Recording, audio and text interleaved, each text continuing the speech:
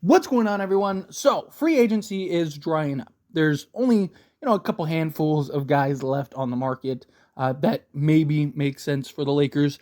Look, free agency in general was really dry this year.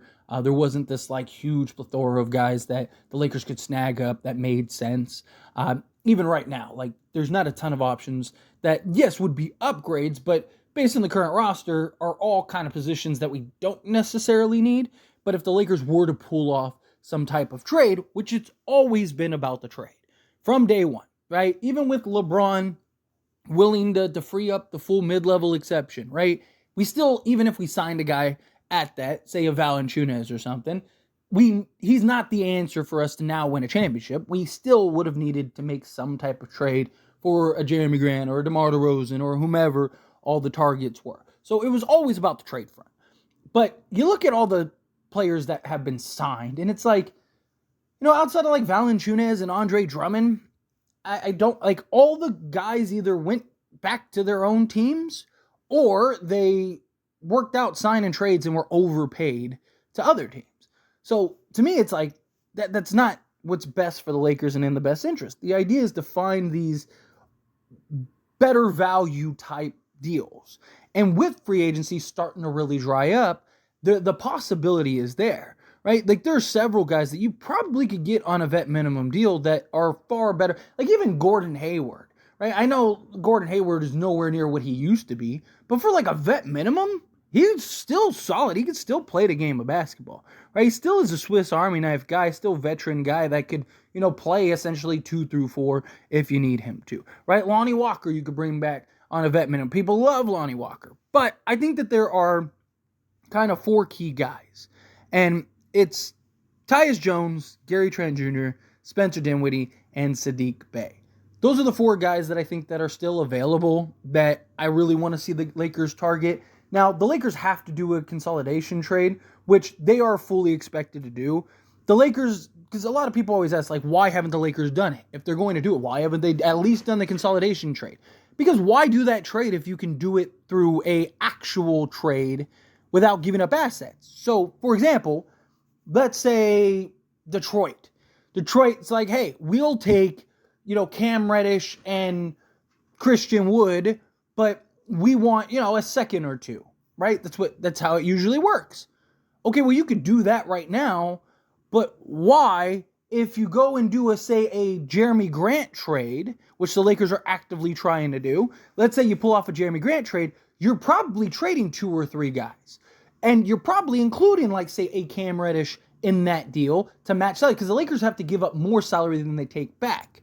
So the Lakers need to free up like another $5 million to use the full mid-level taxpayer mid-level exception.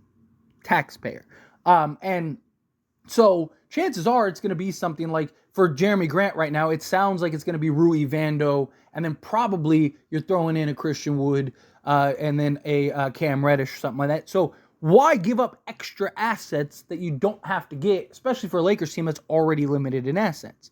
So that's why nothing's been done. The Lakers are looking to just wait. The consolidation trade isn't going anywhere. That's always going to be there. There's still plenty of teams that have enough salary space to where they could absorb $5-6 million, which is what the Lakers need. So the Lakers, these guys have to be patient. But the concern is, do these guys sign elsewhere? Now, speaking of the first 2, that there are lots of reports that have came out that the Lakers are really targeting bringing back Spencer Dinwiddie, as well as signing Gary Trent Jr. Now, I did a whole video on these 2, so I won't go too much in depth in this, but as far as these 2 go, right, I think that these guys make a world of sense. However, depends on the type of trade you make, right? So if the Lakers trade D'Lo, Spencer Dinwiddie makes all the sense in the world, because now you have a need for a point guard, and Spencer Dinwiddie is a point guard. He's best as a point guard. This is a guy that's averaged 19 and 9 as a point guard. It's a guy that would probably still be on Dallas if it wasn't for the Kyrie Irving trade, right? Like, there's a lot that goes into this. But we need, like, right now, we don't need it. You have D'Lo, you have Gabe Vincent, you have LeBron, you have, like, so Spencer Dinwiddie doesn't make as much sense. We're flushed with guards right now. And then same thing with Gary Trent. right? Like, could Spence and Gary Trent, could they both slide and play the 3? Like, sure, but they're not, like, really 3s, right? Like, certain matchups, could they slot in at the 3? Sure, but I don't, that was the problem with Spencer Dinwiddie last year, is that Darvin Ham ran Spencer Dinwiddie as a 3-and-D wing when he's not. He's a point guard. He's best as a point guard. Now, I'm not saying that he can't do it on occasion. I'm not saying it's that you should never do it. But the problem was last year we had a real need at the point guard position because Gabe Vincent was hurt all year. And we were running Austin Reeves as like your backup with you, and it just didn't make any sense. But now it's like, okay, assuming everyone's healthy and ready to go, not to mention you added Connect, Max Christie's supposed to play more minutes. Like, you don't really need a 2, right? And Max Christie's as big as these 2 guys, so it's like, if you're going to slide these guys at the 3, well, then you might as well just play Max Christie at the 3 and let him get some run and some burn, right? He's 40% on catch and shoot threes and has been very good defensively. I like Gary Trent. I like Spencer Dinwiddie. But you got to pull off some type of trade for that to make sense.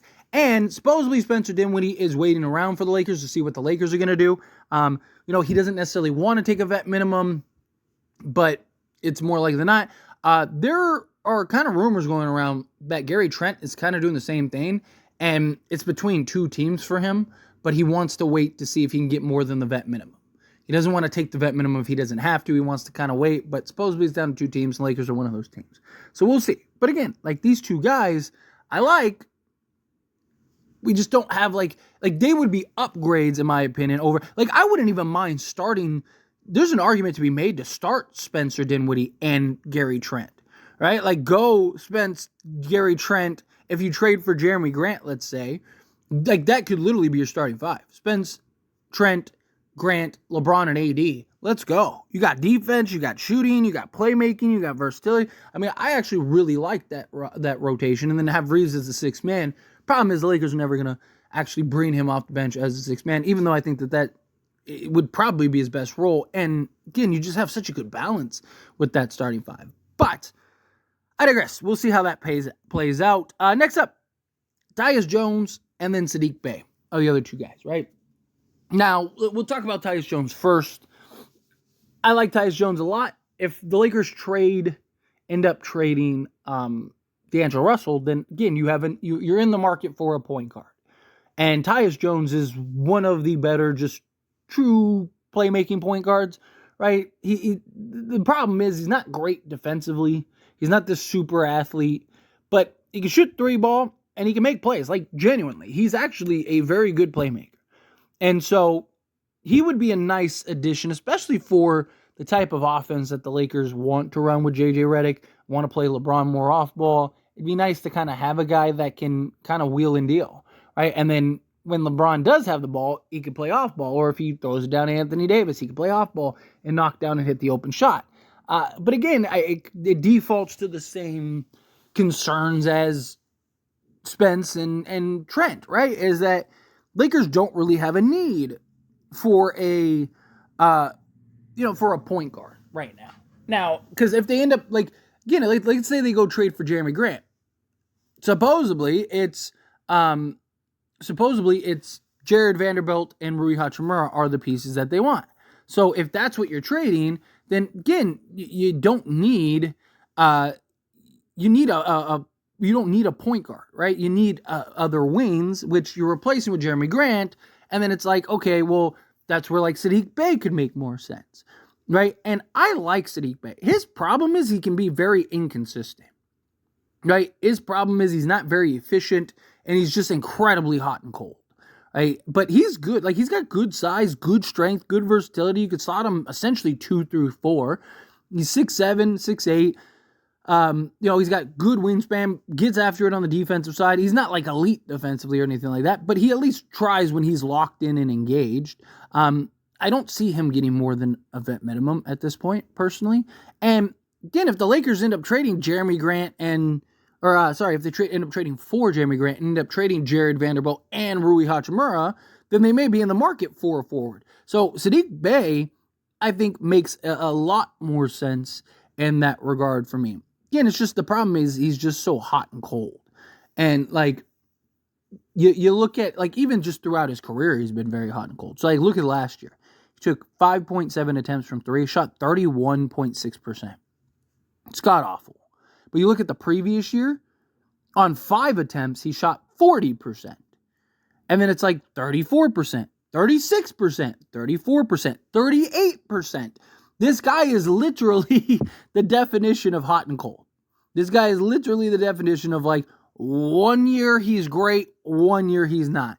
So if you're the Lakers, you're hoping that you get him on a year in which he's great, right? You're hoping you get him on a year where he's like, 38% from three on 6.6 attempts, which was when he shot 38% on 6.6 attempts, it was the most of his, or second most of his career. But like him coming off the bench and getting, 5 to 6 threes a game, just kind of being a catch and shoot three guy. Like, I don't know. I think that is probably your best option, based on the information that is out there about a trade. But I mean, even just from like field goal percentage, like in general, right? So like he's 41.6%, then he's 47%, then he's 40%, then he's 42%, then he's 39.6%, then he's 40%. He's essentially just like a catch and shoot 3-and-D guy off the bench. But to me, like, that's fine. Like, you need those kind of guys. You need the dirty work hustle guys. And Sadiq Bey is a guy that could just randomly go off on any night. We've seen him do it.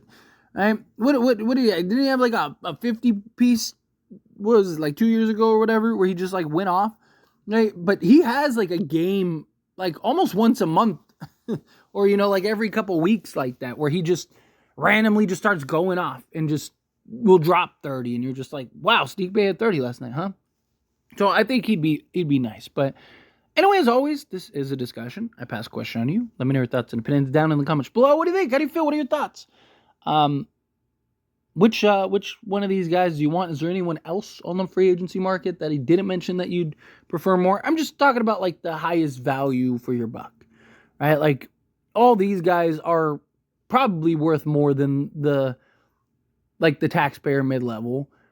You get like 2 of these guys, I think the Lakers are in really good shape, right? Like if you could bring Spencer Dinwiddie back and get Gary Trent Jr., right? For say you get, they divvy up the taxpayer mid-level or whatever, just so they get a little extra money, whatever, right? Like if you could get those 2, I think you're great. Or if you get a Tyus and a Trent, or a Bay and a Trent. I really want Trent. Trent's the guy that I think is because he's like a legit 3-and-D guy and makes a ton of sense. But anyway, again, how do you feel? Whatever your thoughts are, I'd love to hear it. Let me know down in the comments below. That being said, if you haven't liked this video, hit that like button. Helps me a lot. Helps me enjoy these types of videos, and I truly appreciate it. Now, subscribe to the channel. Hit that subscribe button. Turn on the bell notifications. Appreciate y'all. See you in the next one. Thank you.